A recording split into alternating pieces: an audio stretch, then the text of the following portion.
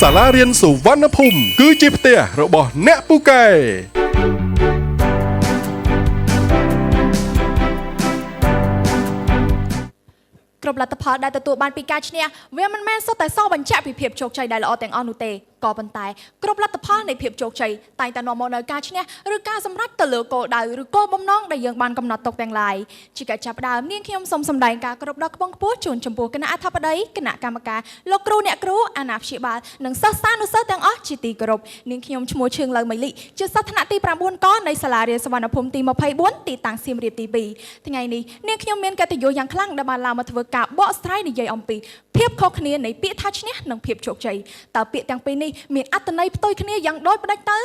ៅអង្គពិធីទាំងមួយជាទីគោរពនៅពេលដែលយើងចូលរួមកម្មវិធីប្រកួតប្រជែងណាមួយប្រកាសណាស់គោលដៅរបស់យើងគឺយកឈ្នះទៅលើដៃគូប្រកួតហើយនៅពេលដែលយើងកំណត់គោលដៅឬមានការបដិញ្ញាចិត្តក្នុងការធ្វើអ្វីមួយយើងតែងតែប្រាថ្នាចង់បាននូវភាពជោគជ័យជានិច្ចដើម្បីជាប្រតិបត្តិបំភ្លឺដល់ការបកស្រាយប្រធានបទខាងលើឲ្យបានកាន់តែក្បោះក្បាយនិងស៊ីជម្រៅអនុញ្ញាតឲ្យរូបនាងខ្ញុំបញ្យល់នៅពាក្យកិនលឺជាមុនសិនពាក្យទី1ឈ្នះមានន័យថាមានជំនះប្រកបបានពីលើគេនេះបើយកទៅតាមគេហទំព័រ Wikipedia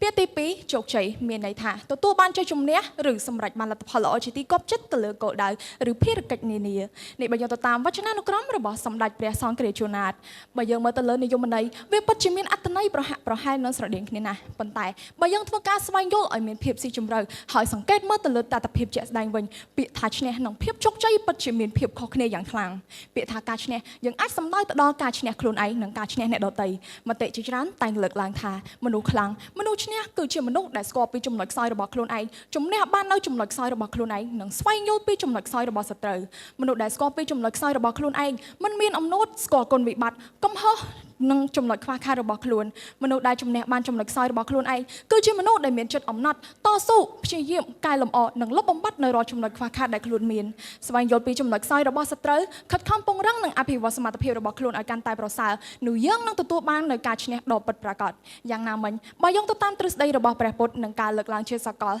ចាញ់ជាព្រះឈ្នះជាមារបានសបញ្ជាក់យ៉ាងច្បាស់ថាការតតាំងយកឈ្នះគឺជាលទ្ធផលធំតែអ្វីដែលទទួលបានពិតប្រាកដវាមិនមែនសុទ្ធតែជាភាពជោគជ័យដែលល្អនោះទេផ្ទុយទៅវិញវាផ្ដល់ឲ្យយើងនូវអនុភាពវិបដិសារីនិងបរាជ័យភាពឧទាហរណ៍ឆ្លោះឈ្នះមិត្តអ្នកនឹងបាត់បង់មិត្តម្ដងម្នាក់ឆ្លោះឈ្នះឪពុកម្ដាយអ្នកនឹងបាត់បង់អ្នកមានគុណហើយឈានទៅដល់ការមានវិបដិសារីរីឯក្មេងយុវវ័យតតាំងវាយគ្នាចង់បានភាពជាអ្នកឈ្នះចង់បង្ហាញឲ្យគេគ្រប់គ្នាគិតថាខ្លួនឯងអស្ចារ្យជាលទ្ធផលរងរបួសធ្ងន់ធ្ងរហើយឈានទៅដល់ការបាត់បង់ជីវិតតើនេះជាភាពជោគជ័យនៃជីវិតនៃគ្រួសារនៃសង្គមឬ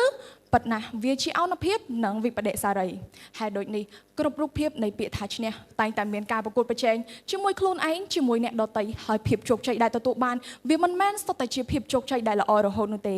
ការយើងនៅពីក្មេងយើងតែងត្រូវបានគេសួរថាតើនៅពេលធំឡើងយើងចង់ក្លាយជាអ្វីចម្លើយរបស់យើងគឺជាអ្វីដែលយើងបានដើរទុកគឺជាអ្វីដែលយើងពេញចិត្តហើយចង់ធ្វើវាឲ្យបានជោគជ័យនាពេលអនាគតភាពជោគជ័យខុសពីពាក្យថាឈ្នះត្រង់ជោគជ័យគ្មានគូបដិបកគឺជោគជ័យទៅលើឆន្ទៈគោលដៅបំណងប្រាថ្នានិងភារកិច្ចនានាមនុស្សម្នាក់ៗឲ្យនិយមន័យទៅលើភាពជោគជ័យខុសៗគ្នាភាពជោគជ័យគឺជាការធ្វើឲ្យខ្លាចជាការពិតនៅគោលដៅដែលយើងបានកំណត់ទុកភាពជោគជ័យមិនមែនជារឿងចៃដន្យតែគឺជាអ្វីដែលយើងខ្លួនឯងជាអ្នកជ្រើសរើសភាពជោគជ័យមិនមែនជាអ្វីដែលយើងអាចរកទិញបាននៅតាមទីផ្សារប៉ុន្តែគឺជាអ្វីដែលយើងត្រូវកសាងឲ្យកើតចេញពីយើងខ្លួនឯងភាពជោគជ័យកើតចេញពីបទពិសោធន៍ដំណក់ញើសឈាមនិងទឹកភ្នែកព្រមទាំងការតស៊ូខិតខំប្រឹងប្រែងមិនបោះបង់ឧទាហរណ៍ភាពជោគជ័យរបស់សិស្សានុសិស្សគឺជាការសិក្សារៀនសូត្រឲ្យបានលទ្ធផលល្អនេះទេល្អហើយភាពជោគជ័យមួយនេះគឺគ្មានគូបដិបកឯណាមកប្រណាំងប្រជែងនោះឡើយគឺអាស្រ័យទៅលើសិស្សានុសិស្សខ្លួនឯងចេះកំណត់គោលដៅច្បាស់លាស់មានការខិតខំប្រឹងប្រែងលើការរៀនសូត្រយកចិត្តទុកដាក់ក្នុងការសិក្សាមិនចំណាយពេលវេលាទៅលើរឿងអត់ប្រយោជន៍នោះយើងនឹងទទួលបាននូវលទ្ធផលល្អដែលនេះហើយជាភាពជោគជ័យរបស់សិស្សានុសិស្ស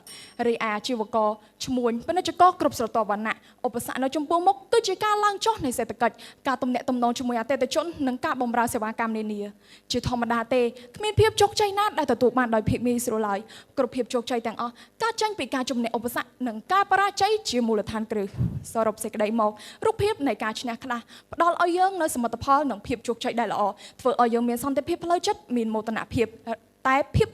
ពតែរូបភាពនៃការឈ្នះខ្លះទៀតផ្ដល់ឲ្យយើងនៅវិបដិសារីនិងបរាជ័យភាពរីឯភាពជោគជ័យនឹងមិនរត់មករកយើងនោះទេបើសិនជាយើងគ្មានការខិតខំប្រឹងប្រែងហើយនៅតែបន្តសកម្មភាពខុសដដែលកុំខ្លាចពាក្យថាបរាជ័យព្រោះបរាជ័យគ្រាន់តែជាមេរៀននិងមាគ៌ានាំយើងឆ្ពោះទៅរកភាពជោគជ័យនាពេលអនាគតតែប៉ុណ្ណោះសូមអរគុណ